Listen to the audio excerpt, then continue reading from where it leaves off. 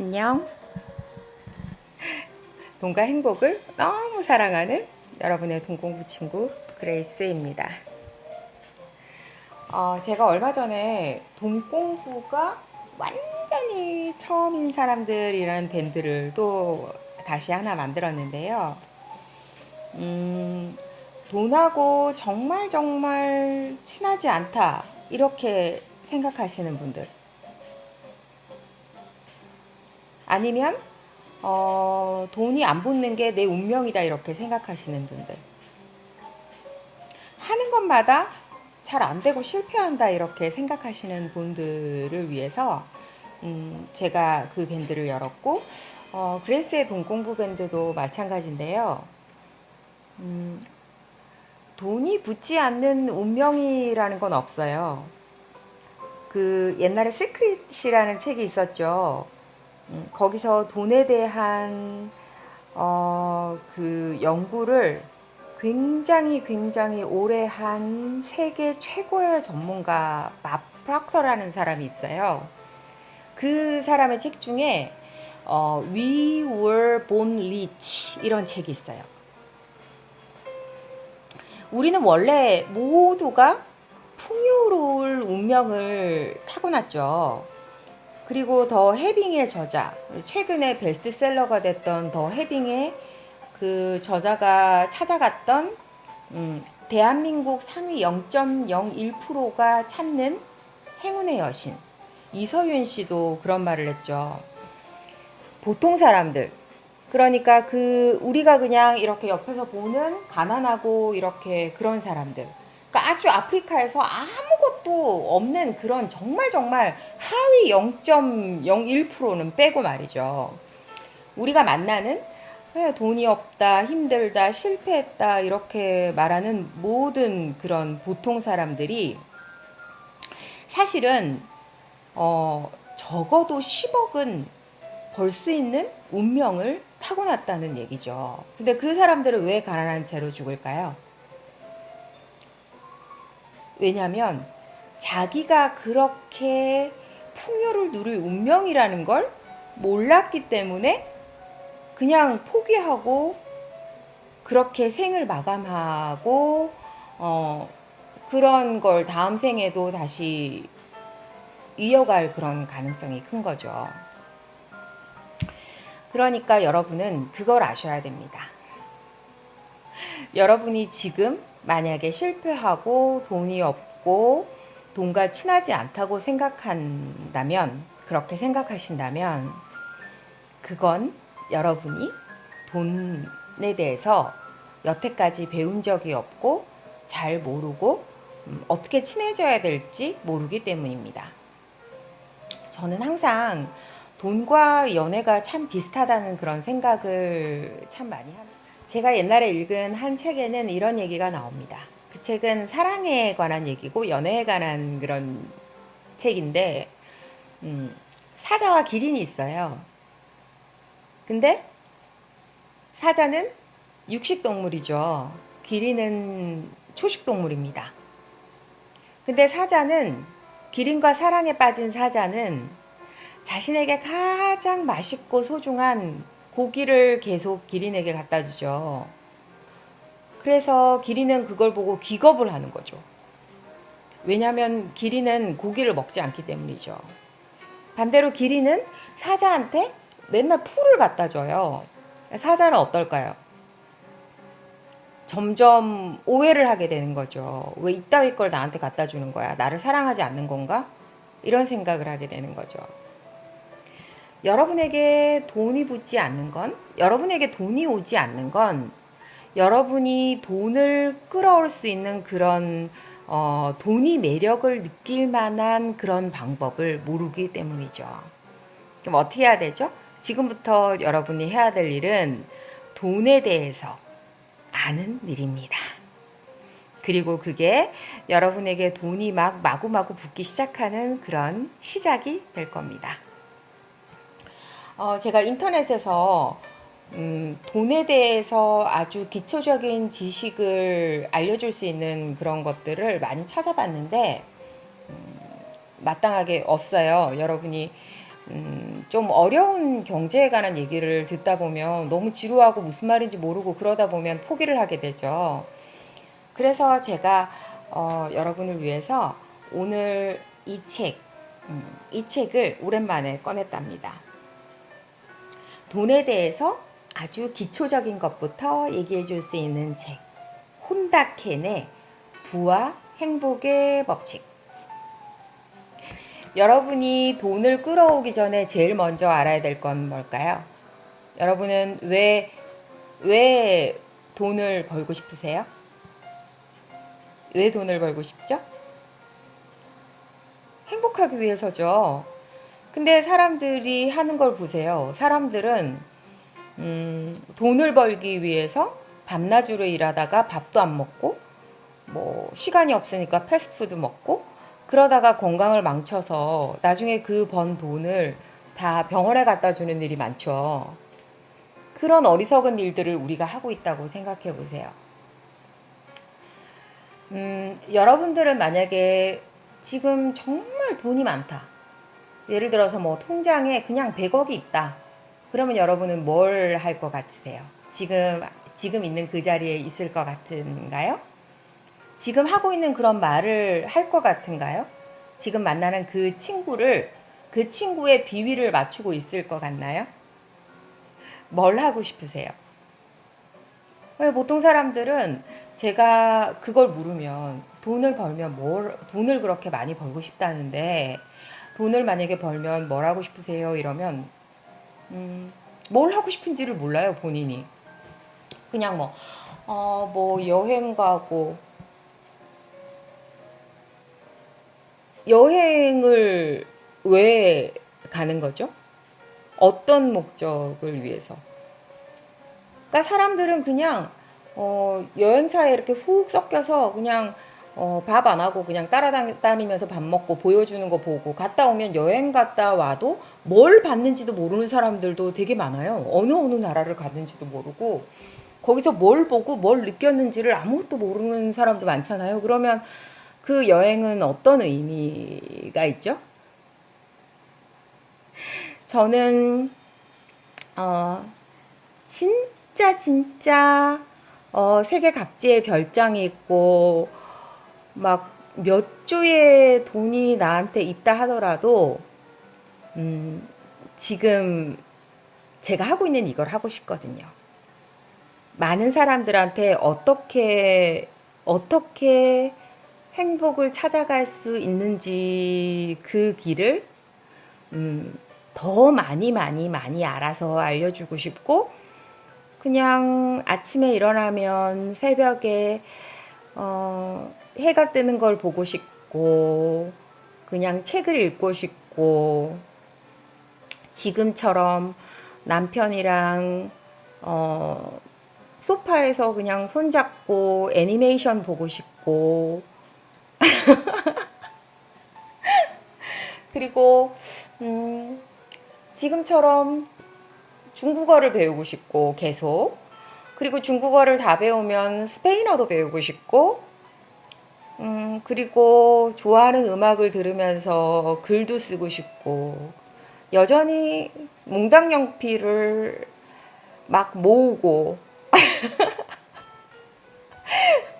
10번, 20번 읽은 그 낡은 책을 또 보고 하면서 막 행복할 것 같거든요. 그래서 어떻게 생각해 보면 그런 숫자가 별로 의미가 없을 것 같고 엄청난 그런 많은 돈을 가둬 두고 싶은 것보다는 달라질 거는 한 가지가 있을 것 같아요. 더 많은 걸 나눠줄 수 있는 거. 그리고 만약에 점점 더 큰 나무가 된다면 많은 사람들한테 큰 그늘을 제공해 줄 수 있는 거. 그것만이 제가 이 생에서 해야 될 그런 임무라는 그런 생각을 저는 하고 있습니다.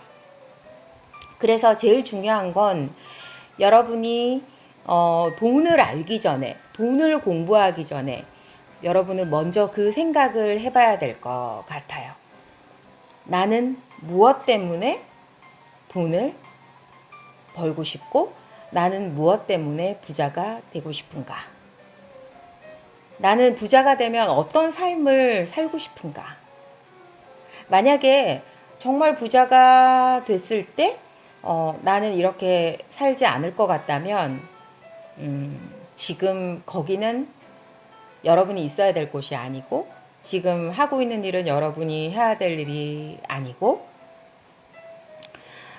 지금의 모습은 여러분 자신이 아니라는 뜻입니다. 그래서 오늘 돈이란 무엇인가 이 부분 먼저 읽어드릴게요. 여러분 돈이란 무엇이라고 생각하시는지 먼저 여러분 잠시 생각을 해볼까요? 제가 읽어드리는 걸 듣고 한번 생각을 해보세요. 여러분도 돈이란 무엇이라고 생각하는가? 그리고 그걸로 나는 어떤 행복을 만들어 갈 것인가에 대해서. 돈이란 무엇인가? 조종하고 있는 상대에 맞서려면 먼저 상대를 잘 알아야 해. 그러니까 돈의 본질부터 살펴보도록 하지. 자네는 돈이란 무엇이라고 생각하나? 글쎄요, 솔직히 모르겠습니다. 좋은 점도 있고 나쁜 점도 있으니까요. 예를 들어 좋아하는 일을 하려면 필요하지만 정말로 필요할 때에는 제 수중에 없는 시기니 여간에서는 다루기가 어려운 상대인 것 같습니다.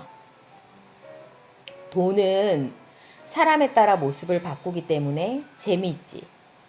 변환이 자유로운 존재라고 말할 수도 있어. 빚을 지고 있는 사람의 입장에서는 돈은 무서운 존재야. 없어서는 안 되는 존재임과 동시에 고통을 안겨주는 존재지. 또 보통 사람의 입장에서 보면 가까이 다가서고 싶지만 다가서기 어려운 미인이나 잘생긴 남자 같은 존재로 보일 수도 있어. 따라서 가까이 다가서면 자기 자신이 초라하게 느껴지거나 거절당하거나 소홀한 취급을 당하고 있다는 기분을 맛보게 되는 경우도 있고 말일세. 정말 이해하기 쉬운 비유입니다. 가까이 다가가고 싶고 자기 것으로 만들고 싶지만 무리라고 생각하는 것이 일반적인 사고방식이죠. 그래서 신경을 쓰게 되고 흥미도 느끼지만 상대방이 이쪽을 가치가 없는 초라한 존재로 여길 것 같은 감정 말입니다. 그래서 승부를 걸어보기도 전에 이미 패한 것 같은 그런 느낌이 들죠. 내 표현을 듣고 호프만 씨는 웃음을 터뜨렸다. 오, 자네 설명은 꽤 독창적이군. 게라를 통해 말은 들었지만 자네는 정말 엔터테이너 기질이 있어. 기분 나쁜 말은 아니었다. 이것으로 낯선 이국인 앞에서 나의 능력을 보여주었다는 생각에 가슴이 뿌듯해지면서 조금 전까지 침울했던 기분이 한결 나아졌다. 돈을 여자에 비유한다면 어떤 여자일까? 호프만 씨의 질문에 여유를 찾아가던 마음이 다시 긴장되었다.